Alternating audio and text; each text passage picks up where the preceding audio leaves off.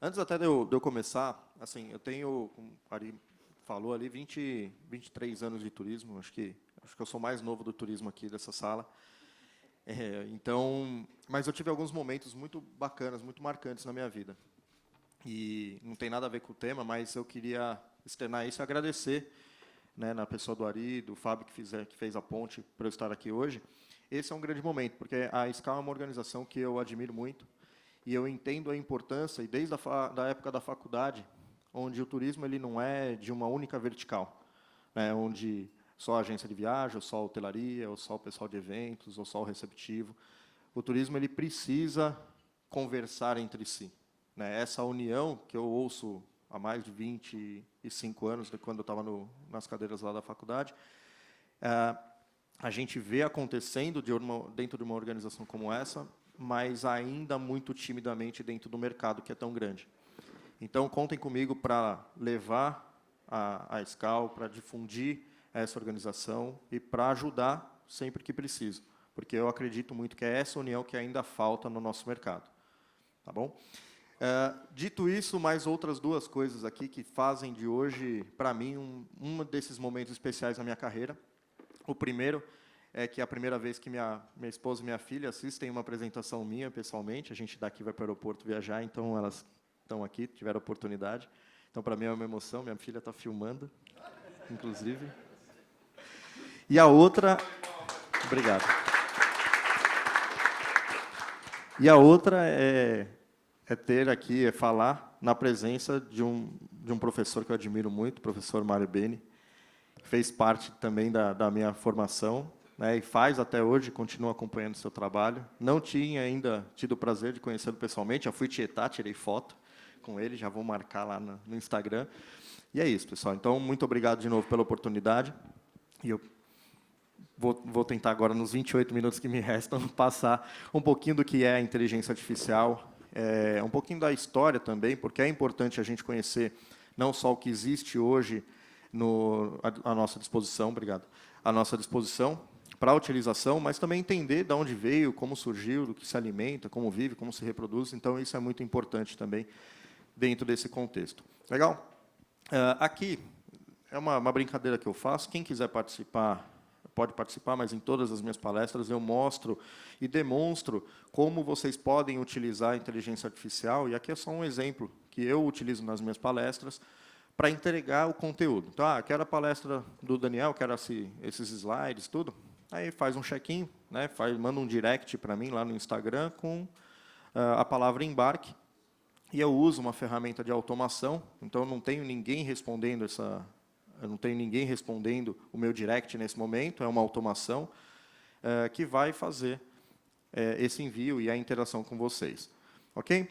Então, já fui apresentado, estou no turismo desde 2001, né, sou turismólogo, tenho o curso de pós-graduação em tecnologia para negócios, já estudando inteligência artificial, ciência de dados, Big Data. Trabalhei em companhia aérea, operadora, franquia, então, assim, quase todos, trabalhei com eventos, então, quase todos os segmentos, exceto hotelaria, no turismo eu já trabalhei. E aí eu sempre percebi uma coisa, né, por que um turismólogo hoje está falando de inteligência artificial aqui? Porque eu hoje ocupo esse papel de levar a tecnologia, de levar a inovação adiante. Desde os 9 anos, eu lido com computador. Eu pedi para o meu primeiro computador aos 9 anos para meu pai. Ele não entendia o que eu ia fazer com aquele. Ele falou, o que uma criança de 9 anos que não vai jogar bola? Né? E eu não, queria um computador. Acho que nem eu sabia muito por quê. Aí eu aprendi a programar, né? Era com livro, não tinha YouTube, não tinha nada disso, era com uns livros grandão. Assim, eu aprendi a programar em HTML mesmo, fiz alguns sites para amigos do meu pai na época e tal. E minha família sempre achou que eu ia para essa área de tecnologia. Só que a minha paixão era o turismo. Né? Por uma viagem que eu fiz, uma oportunidade que eu tive, e a minha paixão era o turismo. Mas eu sempre usei a tecnologia ao meu favor dentro dos lugares que eu passei, dentro da companhia aérea. Então, sempre minhas promoções, sempre as oportunidades que eu tive profissionais, elas estavam, de alguma maneira, ligadas à tecnologia. Então, eu vi que a tecnologia ela precisava ser difundida no turismo. E notava que nós sempre éramos, nós somos ainda, o último mercado a adotar alguns tipos de tecnologia. Você vê os bancos, você vê a área da saúde, do varejo, adotando as tecnologias e o turismo ficando para trás. Está até no carro. Comprei uns equipamentos de visão computacional. Visão computacional no mercado do varejo já é utilizado em larga escala fora.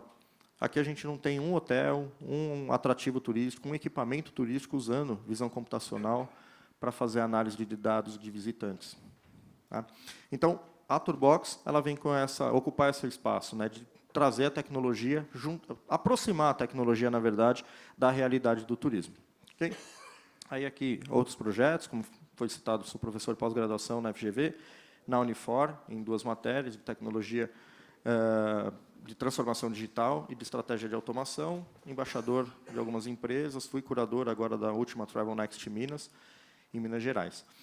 Então, começando aqui, como já foi dito, a inteligência artificial ela não é o futuro. Né? A gente já está falando aqui de um presente e quase um passado, porque muita coisa já aconteceu dentro da inteligência artificial e já foi ultrapassada. Até foi mencionado a questão do metaverso. Eu estava falando ontem com o Thiago Akira sobre o metaverso. Falei, cara, e o metaverso? A gente tem um grupo de profissionais que discutem, né, a realidade virtual, o metaverso, e lá dentro desse grupo, hoje, a gente só fala de inteligência artificial. A gente não fala mais quase do metaverso. Então, já é uma realidade, 85% das corporações globais enxergam como essencial, inclusive, para a operação, para ganho de produtividade. E quando a gente fala de ganho de produtividade, é maior rentabilidade no bolso do empresário. No Brasil, uma pesquisa da IBM diz que 41% das empresas utilizam inteligência artificial diariamente, o que ainda é muito pouco. Eu até acredito que esse número, né, essa pesquisa de 3, 4 meses atrás, esse número já com certeza já está chegando em 60%, 70%. E qual é o impacto, né, da inteligência artificial na economia e na criação de empregos? Aí uma pesquisa no Reino Unido prevê que 2,7 milhões de novos empregos vão surgir por conta da inteligência artificial. Porque é um grande medo das pessoas é o seguinte, mas a inteligência artificial, e tem até uma fala sobre isso, ela vai roubar emprego, porque ela está substituindo em algumas áreas. Sim, mas da mesma forma que a inteligência artificial ela vai acabar com alguns empregos, novos vão surgir. Há 20 anos atrás, a gente não tinha a profissão youtuber, tiktoker. Hoje, tem gente que vive disso. E vive muito bem, por sinal. Então, essas profissões, quando a luz elétrica foi inventada, antes disso, tinha lá o acendedor de lampião, né? Que ia na rua lá acender o lampião. A profissão dele acabou, ele teve que fazer alguma outra coisa. Ele teve que se preparar, se profissionalizar, se capacitar para assumir um outro papel. E é isso que os profissionais de hoje, que serão substituídos provavelmente porque fazem tarefas repetitivas e tarefas que podem ser automatizadas, vão precisar fazer, buscar essa capacitação. E a gente vive num mundo muito rápido. Né? Aqui é um gráfico que mostra a velocidade de adoção de algumas tecnologias. E aí a gente tem lá quanto tempo cada uma dessas tecnologias demorou para atingir 50 milhões de usuários. Então, por exemplo, a companhia aérea demorou 68 anos para atingir 50 milhões de usuários.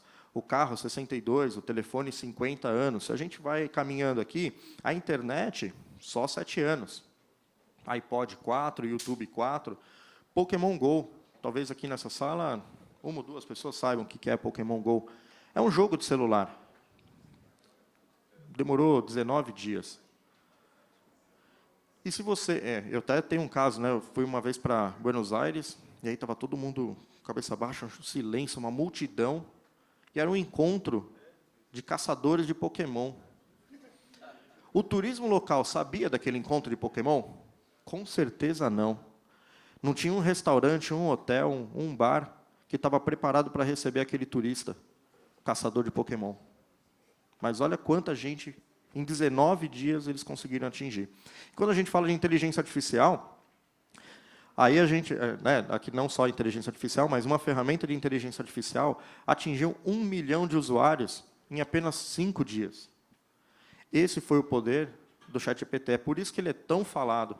E por isso que, dentro, né, de quem estuda um pouco mais de inteligência artificial, a gente fala, existe a inteligência artificial, sim, antes do ChatGPT e depois do ChatGPT. Porque antes, ela era estudada na academia, ela era estudada em grandes empresas. Depois do ChatGPT, qualquer usuário, qualquer pessoa consegue acessar e usar inteligência artificial no dia a dia, a partir do celular. Então, é um poder muito grande para os profissionais. E aquilo que foi citado, com grandes poderes, grandes responsabilidades. E essa discussão que existe muito. Até onde a inteligência artificial vai? Qual a responsabilidade da inteligência artificial no caso de um acidente, né, onde ela controle um avião, onde ela controle um carro? Então, ainda existe muitas lacunas abertas e muitas perguntas sem resposta.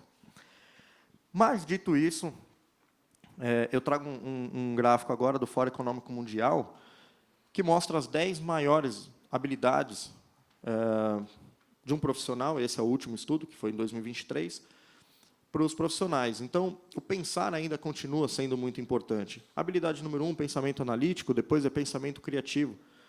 2 tipos de habilidades cognitivas. Mesmo na era do ChatGPT, a gente tem essas habilidades como sendo as mais importantes. Temos ali, em sexto lugar, a alfabetização tecnológica. E é esse ponto, né, que eu gostaria de puxar. A alfabetização tecnológica, e é um pouco do que a gente está fazendo aqui hoje, é entender, conhecer o que a tecnologia pode oferecer para a gente. Não é você ser um programador, não é você criar uma ferramenta, um aplicativo, mas é você entender quais são as possibilidades através da tecnologia. E aí tem um outro gráfico do mesmo estudo, que as 10 habilidades para se desenvolver até 2027 são essas. Olha lá de novo, pensamento criativo e analítico, somente mudando de posição, mas mantendo os 2 primeiros lugares. E aí aquele ponto que estava em sexto lugar, que eu chamei a atenção de vocês, sobe para o terceiro lugar. Então, depois do pensamento criativo, pensamento analítico, você precisa ser alfabetizado tecnologicamente. E aí, eu chamo isso daí de destreza digital. Né? Essa habilidade, essa alfabetização digital, eu chamo de destreza digital, que é a habilidade e o desejo de você explorar tanto as tecnologias novas, quanto aquelas que estão ainda por vir, ou aquelas que parecem que vão acontecer, atrás do melhor desempenho. A realidade virtual, né, o metaverso, eu entrei nele também para entender como que era. Isso é importante. Isso é a característica de um profissional com destreza digital. Por quê? Ele sumiu, de certa forma, né, do hype, assim, ele sumiu. Mas ali eu aprendi muita coisa que poderia ser utilizada. E quais eram as limitações? Então, hoje, eu tenho total ciência do porquê, ou pelo menos a minha versão, né, de porquê o metaverso não decolou ainda. Né? Pelo custo do equipamento, por você ter que usar um equipamento que é grande, pesado, bateria dura, não dura, que é desconfortável, que para algumas pessoas dá tontura, enjoo. Então, essas são as limitações. Mas, a partir do momento que a gente tiver um equipamento vestível, né, como um óculos comum que a gente utiliza, e que ele seja mais ou menos, né, como foi feito depois da Apple, interagir com o ambiente, onde você consiga enxergar o ambiente à sua volta, e interagir com a realidade virtual, esse eu acredito que seja o futuro. Mas ainda está um pouquinho longe da realidade de todas as pessoas. E aí, voltando só um passo atrás, os robôs eles vão roubar o nosso emprego? E aí a resposta clara, sim. Se você continuar fazendo coisas que um robô pode fazer. Então, ele vai roubar o emprego das pessoas. Mas, como eu já mencionei, aquele emprego repetitivo. Foi muito. E aí uma frase que eu gosto muito, do Paul Tudor Jones, que é: nenhum homem é melhor do que uma máquina. E nenhuma máquina é melhor do que um homem como uma máquina. Então, não é o homem ou a máquina. É o homem e a máquina. É o que a gente consegue fazer com a inteligência artificial no nosso negócio. Então, a gente não tem que brigar com isso. E é o que eu vejo muitas vezes, principalmente quando eu faço apresentação, né, ou consultoria em algumas empresas, para levar a inteligência artificial, é o pessoal da base, né, o pessoal mais operacional, lutando contra aquilo. Pessoal, não adianta lutar. Não adianta lutar contra, você tem que usar como aliado. E aí eu vou trazer algumas ferramentas, e aí já entrando na parte mesmo de ferramentas, que a gente pode utilizar no nosso dia a dia. Eu até estava falando com a Jéssica, antes de começar a estar ali, que ela está desenvolvendo um aplicativo, né? E atualmente, tudo que eu utilizo, embora eu tenha aprendido um pouco de programação, depois eu fiz outros cursos de programação, de Python, de Java, hoje, todas as ferramentas, sem exceção, lógico, um conhecimento adquirido você sempre vai utilizar, né? Mas, basicamente, todas as ferramentas que eu utilizo no meu dia a dia hoje, até nas consultorias, elas são ferramentas sem código. Por quê? 90% dos problemas das empresas de vocês podem ser resolvidos com ferramentas sem código. Ah, mas eu não preciso mais contratar programador? Para 90% dos problemas que você tem, não. Se você quiser desenvolver alguma coisa, como é o caso dela, precisa de um programador? Não. Aí o programador vai chegar para mim, mas isso não é programação. Não é. Não é high code, né? Mas resolve o problema? O empresário quer saber se foi resolvido usando no code, Java, Angular? Não. Ele quer o resultado. Mais rápido do que o concorrente e mais barato. É isso. Então, todas as ferramentas que eu vou trazer aqui, elas são ferramentas no-code. Você contrata como um serviço, a curva de aprendizado delas é muito menor, e o tempo de implementação e, consequentemente, o custo também. Essa daqui, por sinal, é uma das que eu mais uso no meu dia a dia. Ela chama Make. O que ela faz? Você, com ela, consegue integrar ferramentas diversas. Então, nesse escopo aqui, cada bolinha dessa indica um processo. Então, ali, no primeiro processo, é o gatilho. Toda automação começa com um gatilho. Nesse gatilho, ele recebe um e-mail. Recebeu um e-mail na caixa designada, disparou o gatilho. E aí ele vai fazer o quê? Seguir para o próximo passo, para o próximo passo, para o próximo. Ali ele captura as informações daquele e-mail recebido, coloca essa informação numa planilha de Google Sheet, depois ele cria um agendamento, né? Ele tem um filtro ali, então, se for um e-mail pedindo uma reunião, ele vai criar um evento dentro da agenda da pessoa. É um fluxo bem simples, mas que normalmente você teria que ter uma pessoa ou você mesmo fazer isso. Recebi um e-mail, é alguém solicitando uma reunião, vejo se eu tenho disponibilidade. Entro lá na minha agenda, coloco esse compromisso, respondo o e-mail para a pessoa. Com uma automação dessa, recebeu, é um pedido, automaticamente isso feito. Poupa tempo. Né? Isso daqui é uma automação tranquila. Outra automação, e assim, para uso pessoal, esse exemplo de automação é da minha empresa. São o quê? 7 passos. E isso daqui me poupa um funcionário para emitir nota fiscal. Ah, mas aí você demite o funcionário? Não, bota ele para fazer alguma coisa inteligente. O meu CRM. Então, estou lá prospectando, falei com o meu cliente, meu CRM, dei como oportunidade ganha. Ele vai pegar as informações da proposta que eu enviei, vai condensar tudo isso numa única informação, envia para o sistema de emissão de nota fiscal, grava no banco de dados e depois eu mando ainda, esse último passo nem era necessário, mas eu mando ainda para a Meta. Sabe, do Facebook, Instagram? Por que eu mando para lá? Para falar para a Meta que o João comprou de mim o produto aplicativo. E para quê? Porque depois, quando eu for fazer anúncio, quando eu for fazer marketing, eu vou falar para a Meta buscar clientes parecidos com ele. Então, aqui, 7 passos, eu economizo um funcionário para ficar emitindo nota fiscal, emito 370, 400 notas fiscais por mês, então, imagina, era 10 por dia, na média, 11 por dia. Hoje é uma automação que faz sozinho. E me custa o quê? A ferramenta por mês? $9. Eu demorei 2 horas para fazer isso daqui? Então, é esse o poder da automação. Já vou entrar novamente na inteligência artificial. Aí temos aqui uma outra ferramenta, que é ManyChat, automação de Instagram, direct do Instagram. Muitas empresas têm um gargalo, e aí eu fiz uma apresentação ontem, a pessoa já me procurou, você vai resolver minha vida.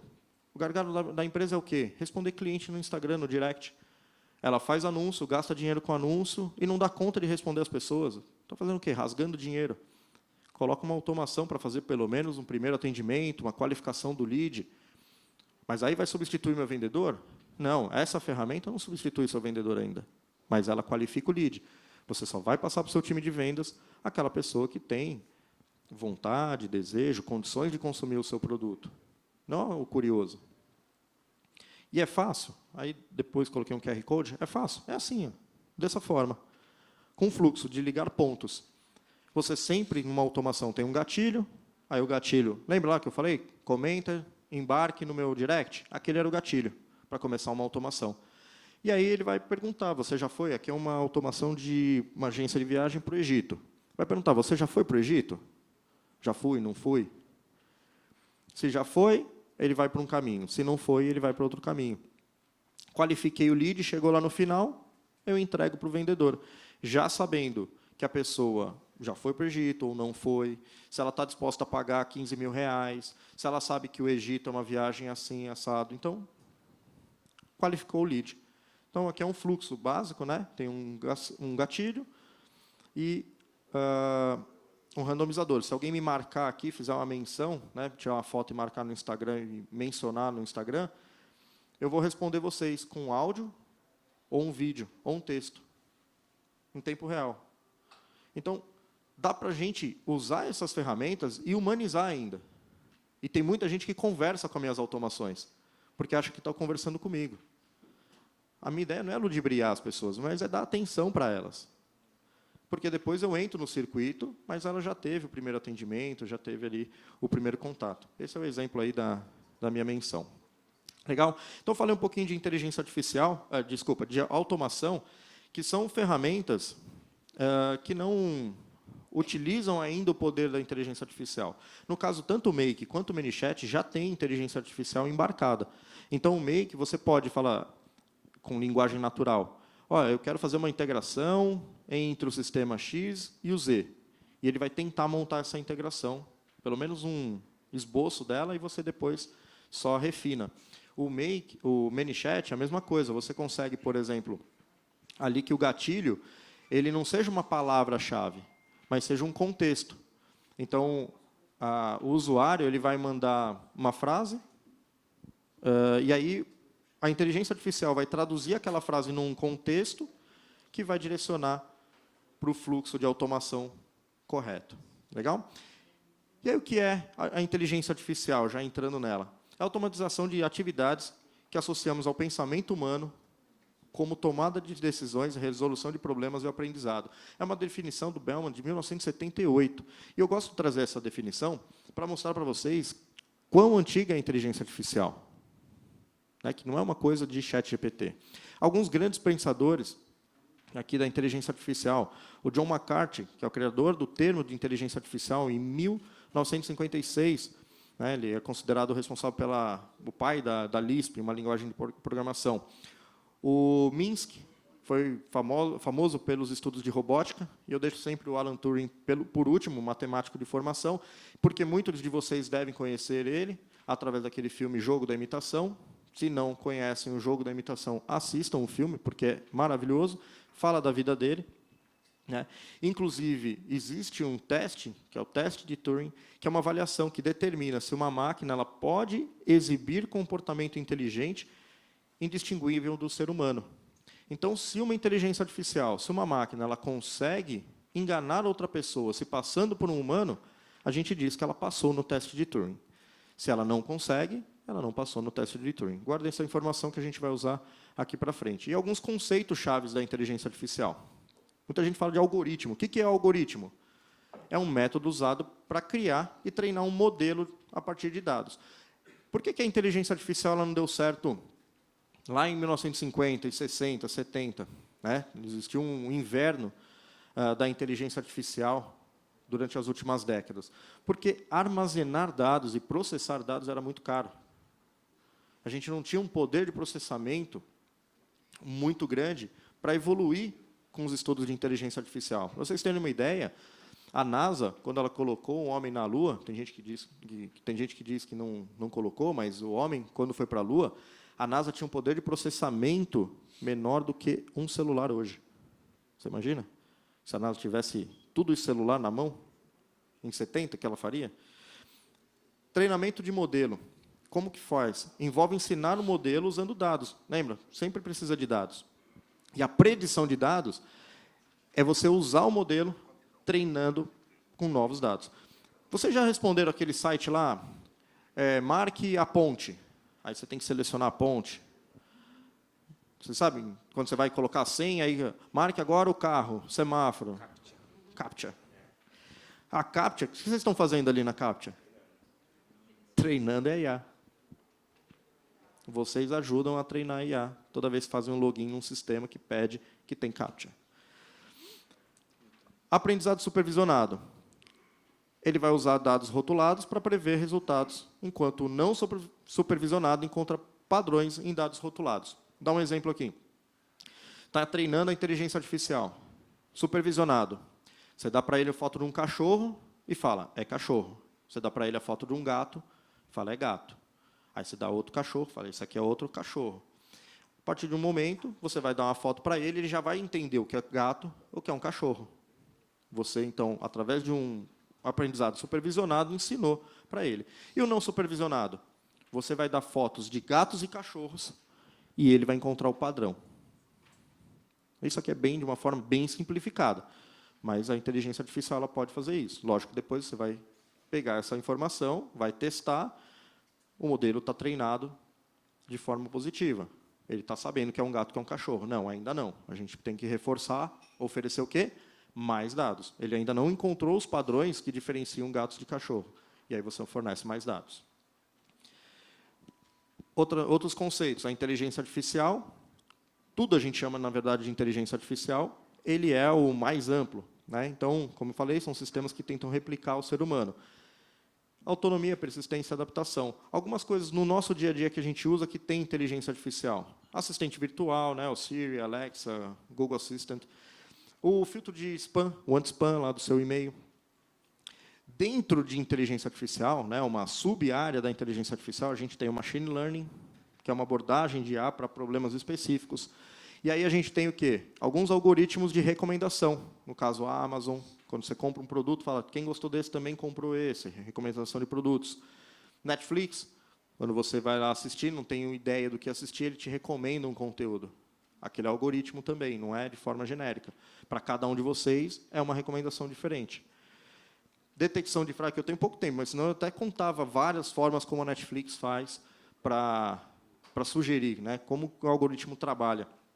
Detecção de fraude de banco, então ele vai entender qual é o padrão de consumo daquele usuário do banco, e aí, quando você faz uma compra que foge daquele padrão, ele consegue identificar, também através de machine learning. E deep learning, que aí é uma camada mais profunda, né, por isso que ele chama deep learning. Ele tem muitas camadas de rede neural, e aí é para coisas bem específicas mesmo. No caso, Google Fotos, Google Translate, carros autônomos.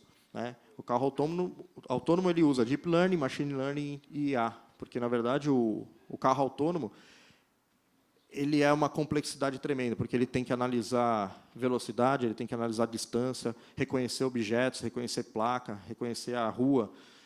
Então, você tem uma série de coisas ali. E a inteligência artificial, a gente utiliza no nosso dia a dia pelo menos há 2 décadas. Né? Então, como?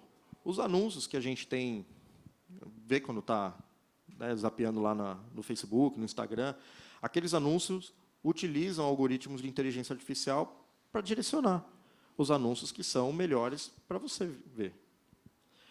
Navegação, então, quando você coloca, preciso ir de um ponto A para um ponto B, ele usa inteligência artificial também para fazer esse cálculo. Para conteúdo, né, então, você pode seguir 1.500 pessoas. As 1.500 aparecem no seu feed lá do Instagram? Não. Como é que ele define quem vai aparecer e quem não vai aparecer? algoritmo. E para resultados de busca. Inclusive, atualmente, né, o Google ele já está apresentando resultados com o Gemini. Gemini, que é a inteligência artificial do Google. Então, você faz uma pergunta lá no Google, ele te traz os sites, mas antes ele te traz já a resposta do Gemini.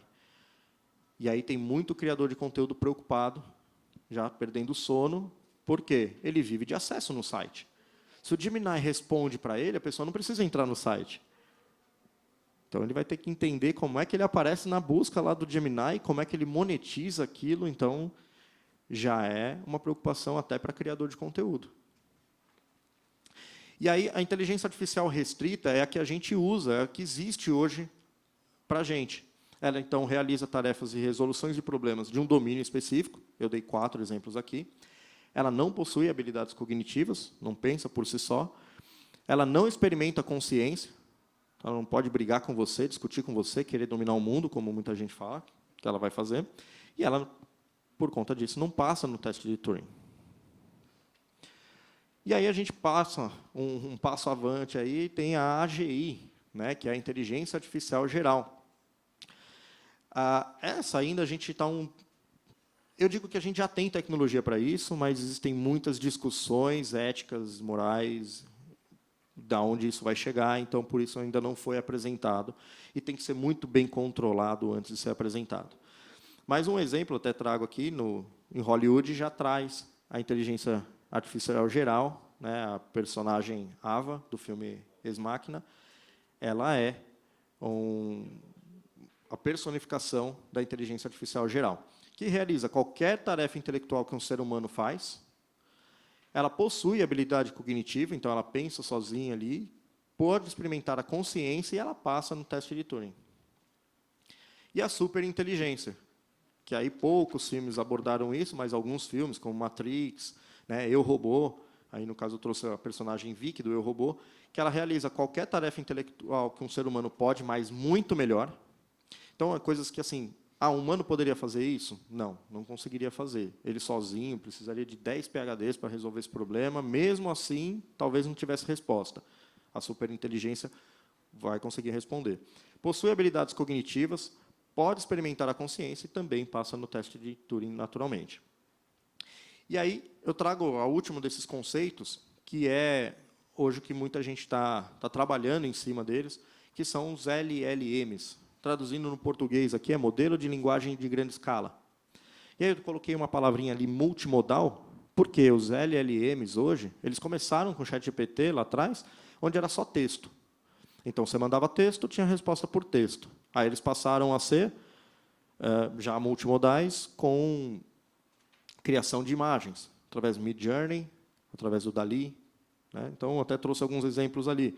ChatGPT, por exemplo, que é da OpenAI, o BERT, que é do Google, o Grok, que é do Elon Musk, lá do X, Llama, da Meta, o Claude, do Anthropic, são todos modelos de LLM baseados em texto.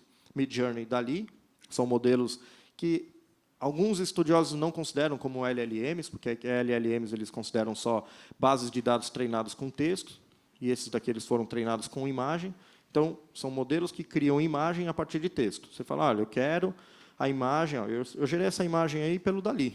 Eu pedi para ele gerar uma imagem para uma apresentação, para um slide sobre LLMs. E ele até colocou ali, ó, do ladinho tem um AI lá em cima. Então, ele realiza tarefas de resolução de problema de um domínio amplo, com linguagem através de texto, imagem, áudio e vídeo. Áudio, eu coloquei lá em último o Eleven Labs. Eleven Labs, você consegue digitar um texto e ele cria um áudio em cima do seu texto. Ele sintetiza uma voz. Aí tem as vozes criadas dentro da própria plataforma, ou você pode clonar a sua própria voz. Eu tenho vozes clonadas, minha, eu clonei até, ela já saiu daqui, da minha esposa eu clonei, né, a voz dela, usando áudios do WhatsApp que ela me mandou. Então, sem ela saber, eu peguei os áudios, né, de conversas nossas, coloquei na Eleven Labs, ele gerou uma voz muito parecida com a dela. Aí teve uma vez que eu fiz uma pegadinha com ela, né? Eu Eu falei, você me falou isso. Ela falou, não, não falei. Eu falei, falou e mandou um áudio ainda. Aí digitei o áudio, mandei para ela. Ela falou, não, eu não falei isso. Eu falei... Não, depois eu contei. Eu falei, foi quando eu contei que eu tinha clonado a voz dela. Eu falei, não, eu fiz usando inteligência artificial. Então, assim, é um perigo. Por isso, são as questões éticas, né? É lógico que eu fiz isso com alguém que estava dentro da minha casa, mas existem questões éticas que precisam ser observadas. Esse treino ele tem muitas falhas, né? Essa voz que eu gerei dela, se eu criar um texto muito longo, você vai ver muitas falhas na voz. Mas a voz que eu uso, clonada minha, eu usei mais de 200 horas de gravação, de vídeos e palestras e tudo. Então, ela é muito perfeita, muito perfeita. Às vezes eu me assusto, falo, não fui eu que gravei isso. Então, LLMs a gente utiliza muito. Aí, para que a gente pode utilizar no nosso dia a dia? Para melhorar a eficiência e produtividade. Eu estourei aqui, posso continuar? Vai contigo. 3 minutinhos, tá bom. Melhorar a eficiência e a produtividade. Então, usar para fazer tarefas rotineiras. Aí eu já trouxe, né, já falamos bastante do ChatGPT. Então, para quem não utiliza o ChatGPT, tem aqui um passo a passo. Quem quiser, depois da apresentação, a gente pode compartilhar. Um passo a passo até no próprio celular, como é que você cria uma conta, faz login, são esses 4 passos. E o que você pode pedir com ele. Ele é uma ferramenta de bate-papo, por isso que o nome é ChatGPT. GPT é o modelo de inteligência artificial da OpenAI. E ChatGPT é uma conversa com esse modelo de inteligência artificial. Então, a primeira coisa que eu falo para quem nunca usou é comece a bater um papo com ele. Começa a conversar e ver qual o tipo de resposta, qual a interação que você consegue ter dele. E depois tem, obviamente, estratégias para você utilizar. Isso daqui é uma coisa que eu venho estudando bastante nos últimos tempos, que é agentes de IA. E é isso, hoje, que é o mais próximo do que a gente pode utilizar dentro dos negócios para substituir o trabalho operacional.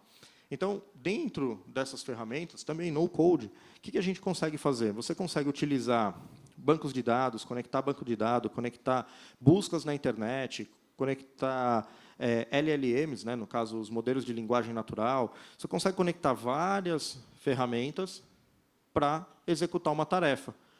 Então, se você precisa, por exemplo, fazer uma busca no Google e listar os sites que estão... que falam sobre turismo no Brasil, os 10 primeiros você consegue fazer usando um robô como esse. Se é uma tarefa que você faz isso toda semana, você consegue automatizar isso. Entre outras coisas, dá para você fazer até tarefas operacionais mesmo, do dia a dia. Tá? Aqui é uma brincadeira, né, com a Lina, que eu fiz durante o Unidestinos. Eu criei a Lisa, não sabia que existia a Lina. Aí, depois que eu soube, eu batizei ela de Lisa. Usando uma ferramenta... Meu nome é Lisa e fui criada para ajudar os visitantes do site visitesaopaulo.com a obter as melhores respostas e facilitar sua navegação. Fui desenvolvida em poucos minutos e treinada com mais de 1.200.000 caracteres, ou seja, praticamente todo o conteúdo do site. E aí? Ali eu criei ela, a imagem dela usando Midjourney, o movimento dela usando uma ferramenta chamada HeyGen, que cria avatares virtuais. Inclusive, eu tenho alguns posts no meu Instagram que não sou eu que fiz, é o meu avatar. Então, eu fiz na academia, minha filha lá fazendo ginástica, eu digitei o texto, usei minha voz sintetizada, coloquei no HeyGen, pronto, saiu um vídeo meu com meu rosto, no meu escritório, com a minha voz. Então, eu criei ela na ferramenta HeyGen, né? E o chatbot, que ela menciona, eu fiz nessa ferramenta chamada ChatBase, que custa lá a partir de $0 até o máximo de $399. Hoje, na minha opinião, a ferramenta mais simples para você criar um chatbot para site. Como é que eu criei? Eu criei, enquanto o pessoal lá na Unidestinos apresentava, eu sentado, assistindo, eu tive a ideia, falei, vou criar um robozinho, né? Não sabia que a Lina existia, eu vou criar um robô. Aí, coloquei o site, visitesaopaulo.com, ele leu todo o site ali, os 1.200 caracteres que ela mencionou, automaticamente, em 30 segundos ela fez isso. Aí eu dei o comando para ela, coloquei lá a linguagem de programação, dei os comandos, você é uma assistente virtual, você faz isso, você responde para tal pessoa, não sai do personagem, você dá as regras para ela, fala qual é o modelo e coloca no site. Então, sei lá, em 5 minutos daria para criar. Como eu sabia que o Fábio ia estar aqui, eu trouxe ela de novo, mas Eu fiz isso numa palestra lá, fiz com a Luke, fiz com a Luke lá, o receptivo. Também, assim, na hora. É perfeito? Não, mas você pode melhorar as respostas. Você pode interagir, ver as interações e tem ali um botãozinho, ó, revisar a resposta. Aí você clica lá e melhora. Ela aprende com a própria resposta que você melhorou. Então, uma ferramenta como essa, se você tem um conteúdo, né, para isso precisa do quê? Dados. Se você tem um conteúdo muito grande no seu site, é só colocar, plugar essa ferramenta, pagar lá $9, $19 ali e usar. Então, é a acessibilidade, é o acesso que hoje a gente tem da inteligência artificial e das ferramentas para resolver problemas simples. E aí, né, mostrando que a IA ela não é sobre tecnologia, mas sobre transformar a vida das pessoas, transformar os negócios. Obrigado.